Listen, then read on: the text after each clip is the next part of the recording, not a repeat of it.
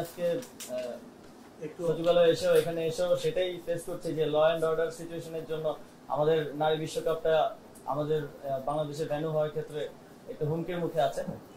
তো এই বিষয়ে আমরা আজকে কিছু আলোচনা করেছি বিসিবির সাথে এবং আজকে মন্ত্রণালয়ে এসে সবার সাথে আলোচনা করে আমার ভালো লেগেছে এবং আমার মনে হয় আমরা একসাথে ভালোভাবে কাজ করতে পারবো। তো আমরা তিনটি সিদ্ধান্ত কিংবা প্রসেস যদি বলি তিনটি বিষয়ে উপনীত হতে পেরেছি।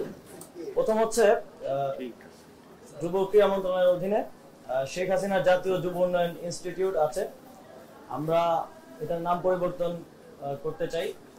যেহেতু বাংলাদেশে একটা ম্যাসাকারের সাথে শেখ হাসিনার নাম জড়িত আছে এবং হাজার সহস্র ছাত্র জনতা মারা গিয়েছে, আমরা মনে করি তিনি এর সাথে সরাসরি যুক্ত এবং সেই জায়গা থেকে এটা শুধু আমাদের মন্ত্রণালয়ে না প্রত্যেকটি স্থানে এটা করা হবে। তো শেখ হাসিনা জাতীয় যুব উন্নয়ন ইনস্টিটিউটের নামটা আমরা পরিবর্তন করে বাংলাদেশ জাতীয় যুব উন্নয়ন ইনস্টিটিউট করছি এবং এই বিষয়ে প্রসেস চলমান থাকবে এবং দ্রুতই এটা কমপ্লিট হবে।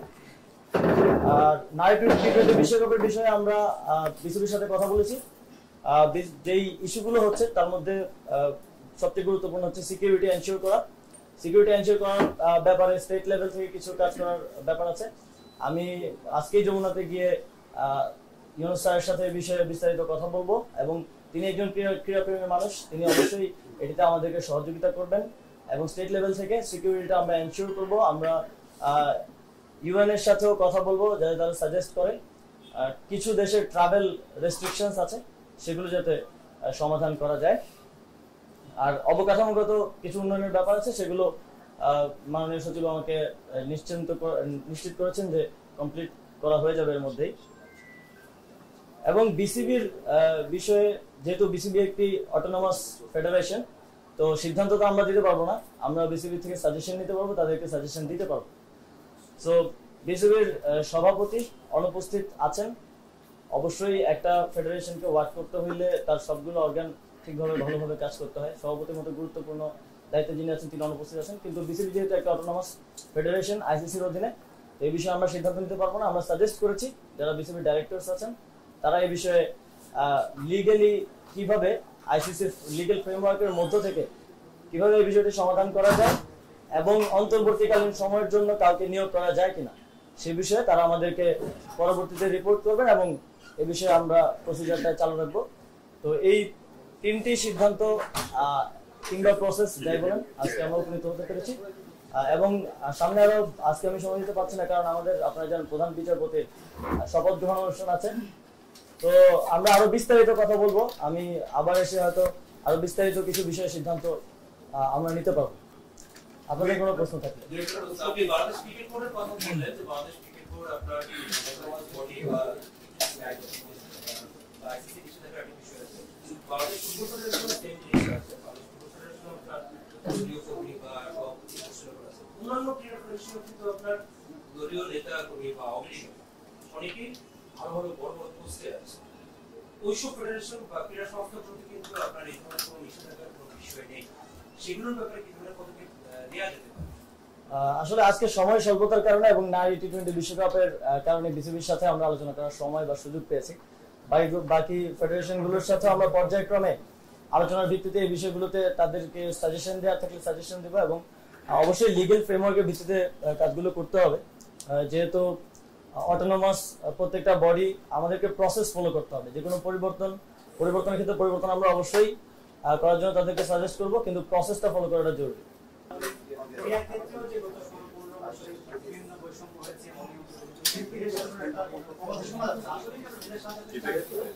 আমরা পুরো দেশকে ঢেলে সাজাতে চাই এবং সেটা আমরা আসলে ব্যক্তির জায়গা থেকে নয় যে একজন ব্যক্তিকে আমি পরিবর্তন করে দিলাম আর হয়ে গেল। আমরা সিস্টেমটাকে ঢেলে সাজাতে চাই। আমরা এমন একটা সিস্টেম গড়ে দিয়ে যেতে চাই এই অন্তর্বর্তীকালীন সরকারের অধীনে, যাতে করে যে ব্যক্তি আসুক সে ওই সিস্টেম ফলো করার মাধ্যমে এই যে দুর্নীতির কথা বলছেন কিংবা অনিয়মের কথা বলছেন সেগুলো যেন আর কখনোই ফিরে না আসতে পারে। আপনি যে সিস্টেম পরিবর্তনের কথা বলছেন সেই সময়টা থাকতে চান বাকি থাকতে চাওয়ার বিষয় নেই। এখানে বাংলাদেশের জনগণ একটি স্বতঃস্ফূর্ত গণ অভ্যুত্থানের ভিত্তিতে এবং একটি রিফরমেশনের দাবিতে যে গণ অভ্যুত্থান হয়েছে তার ভিত্তিতেই আমাদেরকে দায়িত্ব দিয়েছে, আমরা সেই দায়িত্ব পালন করব। আমরা যতদিন দরকার ততদিনই থাকবো এই দায়িত্ব পালন করার জন্য। আমাদের যারা আছেন আমাদের অন্তর্বর্তীকালীন সরকারে কারোরই আসলে ক্ষমতা ধরে রাখার বা ক্ষমতায় থাকার অভিলাষটা নেই। আপনারা দেখতে পারেন সেখানে শিক্ষক আছেন, মানবাধিকার কর্মী আছেন, আমরা ছাত্ররা আছি।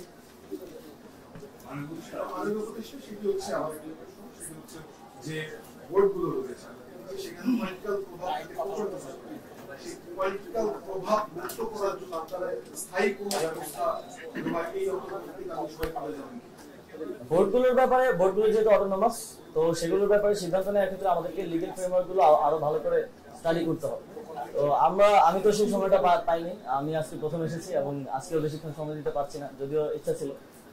তো আমরা সেগুলো স্টাডি করব এবং এর মধ্যে দিয়ে একটা স্থায়ী সমাধান করার জন্য কোনো স্টেপ নেওয়ার মতো সুযোগ থাকলে আমরা অবশ্যই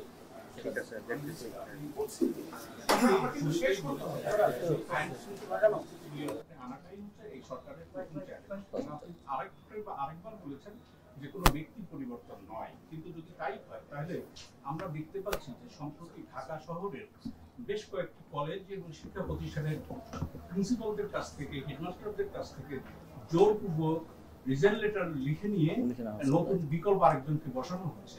আসলে এই কর্মকাণ্ডে আপনাদের সায় আছে কিনা? যদি না থাকে, আপনি বলেছেন যে আপনি কিভাবে সঙ্গে কথা বলবেন, আপনি কিভাবে সঙ্গে কথা বলবেন, এটি শিক্ষা মন্ত্রণালয়ের আওতাভুক্ত। সেহেতু আমি আপনার নলেজে দিলাম এই কারণে যেন আপনি যেন সেই বিষয়টি ওনার কান পর্যন্ত নেন যে এই ঘটনাগুলো ঘটছে সম্প্রতি ঢাকা সিটি কলেজে এই ঘটনাটি ঘটেছে। দেখুন, এই বিষয়গুলোতে যারা অপরাধী ছিলেন বিভিন্ন বিশ্ববিদ্যালয়ের কিংবা কলেজের দায়িত্বশীল যাদের দায় আছে অনেকগুলো ঘটনায় আন্দোলন চলমান সময়, তো সেই জন্য ক্ষোভের জায়গা থেকে অনেকে হয়তো করছেন, আবার অনেকে হয়তো কোনো স্বার্থের জায়গা থেকে হয়তো করছেন। আমরা সবার প্রতি আমাদের সাজেশন থাকবে অবশ্যই আইনগতভাবে যাতে সেটা করা হয় এবং প্রসেস ফলো করা হয়। আমাদেরকে অবশ্যই প্রসেস ফলো করতে হবে। যদি প্রসেস ফলো না করা হয় তাহলে এটা একটা কেওস সিচুয়েশনের দিকে চলে যাবে। আমি আজকের জন্য শেষ করতে চাই। ধন্যবাদ সকলকে।